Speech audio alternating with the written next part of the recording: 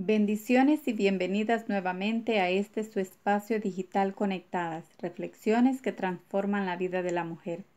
En el programa anterior iniciábamos una serie de mensajes basados en el tema Buenas noticias en tiempos malos y decíamos que estas buenas noticias se refieren al mensaje más importante de las Escrituras, el cual trata del Evangelio, que precisamente eso es lo que significan. Son las buenas nuevas de Dios para la humanidad, la cual puede cambiar significativamente el destino final de toda persona. Sin embargo, existen muchos que predican un evangelio basándose no en las escrituras, sino en sus propios razonamientos. Por eso es que hoy en día hay tanta confusión, pues tratan de agregar muchas cosas que la Biblia no dice. Ahora, la simpleza del Evangelio se ve reflejada en 1 Corintios 15, del 1 al 4. Me gustaría que ustedes puedan examinar esa cita bíblica. Hablamos también de que para entender las buenas nuevas es necesario saber, entender cómo es que la relación entre Dios y el hombre fue quebrantada o deteriorada.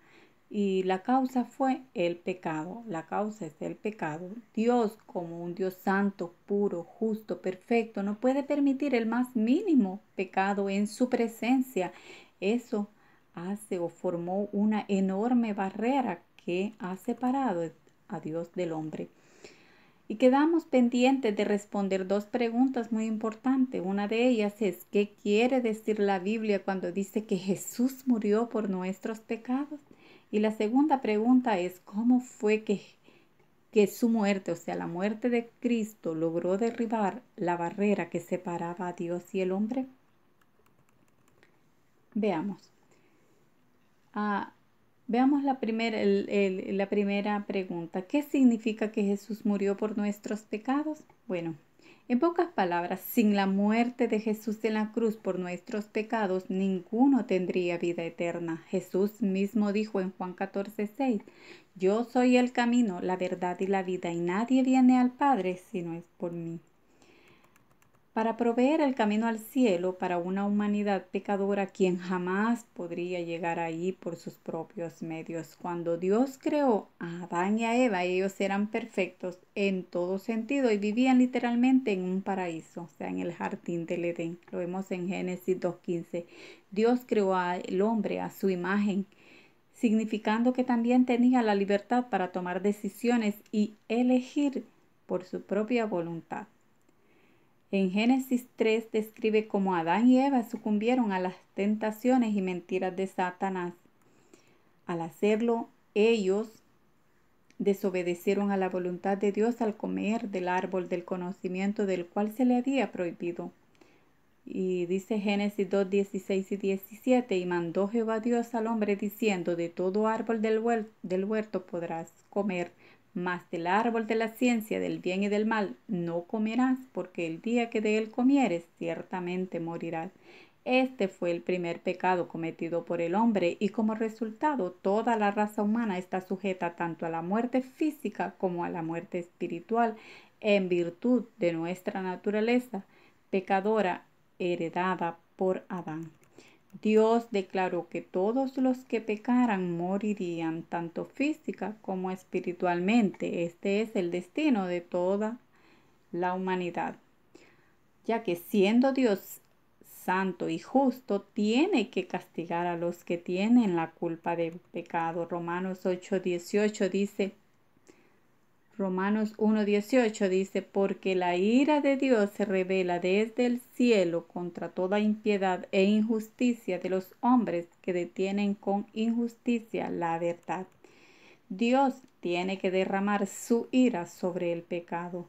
La justicia de Dios requiere que aquellos que tienen la culpa de pecado deben sufrir el castigo justo de Dios.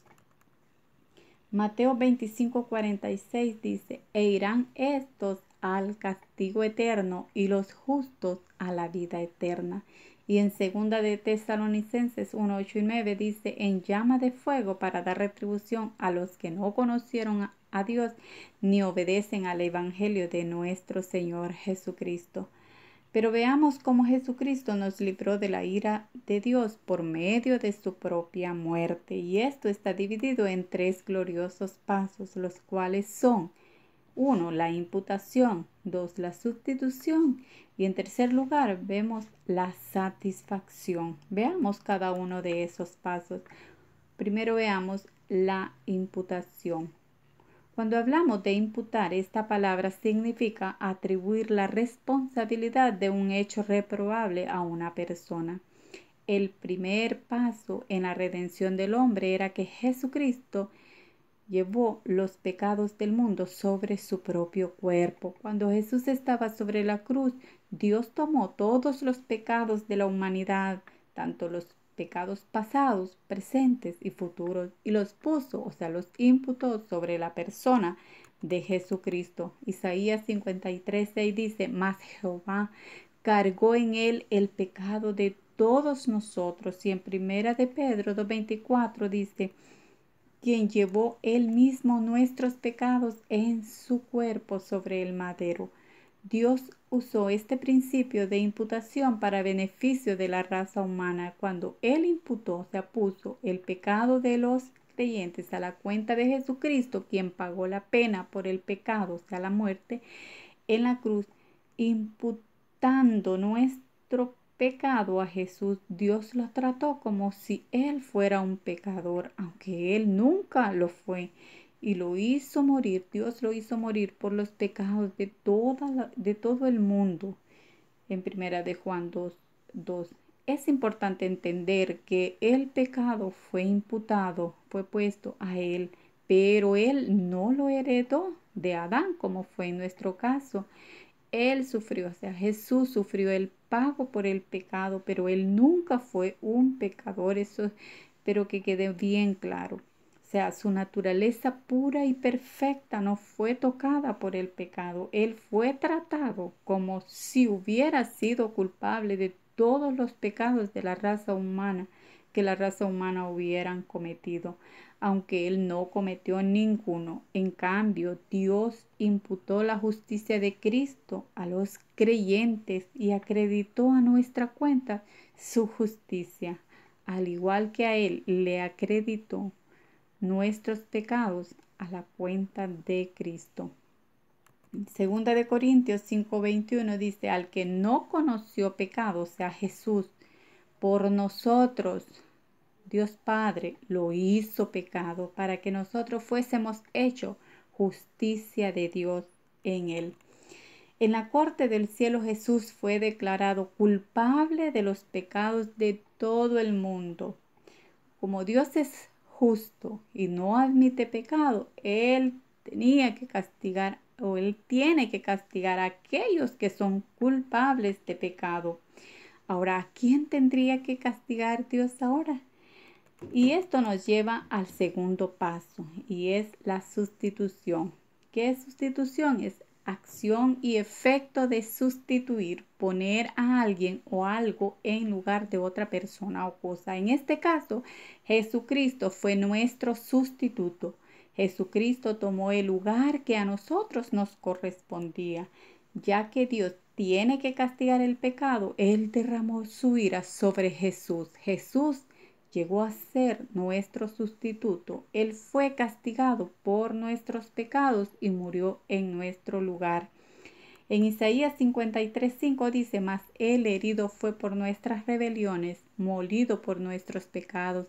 El castigo de nuestra paz fue sobre él, y por su llaga fuimos nosotros curados. Mateo 27:46 dice: cerca de la hora novena Jesús clamó a gran voz diciendo: Elí, Elí, lama sabactani. Esto es: Dios mío, ¿por qué me has desamparado? Jesús estaba expresando el sentimiento más profundo de abandono al haber colocado Dios los pecados del mundo en él, y por esta razón Dios tenía que volver su rostro de Jesús. Mientras Jesús estaba sintiendo ese enorme peso del pecado, él estaba experimentando su separación de Dios Padre por única vez en toda la eternidad. Ahora veamos el siguiente paso, que es la satisfacción, o sea que es lo mismo la propiciación. Ya que Jesús murió por nuestros pecados como nuestro sustituto, la justicia de Dios fue satisfecha. Cristo pagó por todos los pecados de la humanidad y quien decida aceptar ese pago nunca tendrá que experimentar la eterna ira de Dios que viene sobre todo pecador. En resumidas cuentas, esta ha sido cancelada. La cuenta está cancelada. En Isaías 53, 10 y 11 dice, con todo esto Jehová quiso quebrantarlo, sujetándolo a padecimiento, cuando haya puesto su vida en expiación por el pecado. Y dice el 11, verá el fruto de la aflicción de su alma y quedará satisfecho. Juan 19:30 dice, cuando Jesús hubo tomado el vinagre, dijo, consumado es, y habiendo inclinado la cabeza, entregó el espíritu. La frase consumado es era una expresión usada en Roma en el tiempo de Cristo para referirse a una deuda que había sido cancelada. Cuando Jesús dijo estas palabras al morir, estaba diciendo que Él había hecho el perfecto, completo y último pago por el pecado. Colosenses 2, 13 y 14 dice, y a vosotros estando muertos en vuestros pecados y en la incircuncisión de vuestra carne, os dio vida juntamente con Él, perdonándoos todos los pecados. Y el 14 dice, anulando el acta de los decretos que había contra nosotros, que nos era contraria, quitándola de en medio y clavándola en la cruz.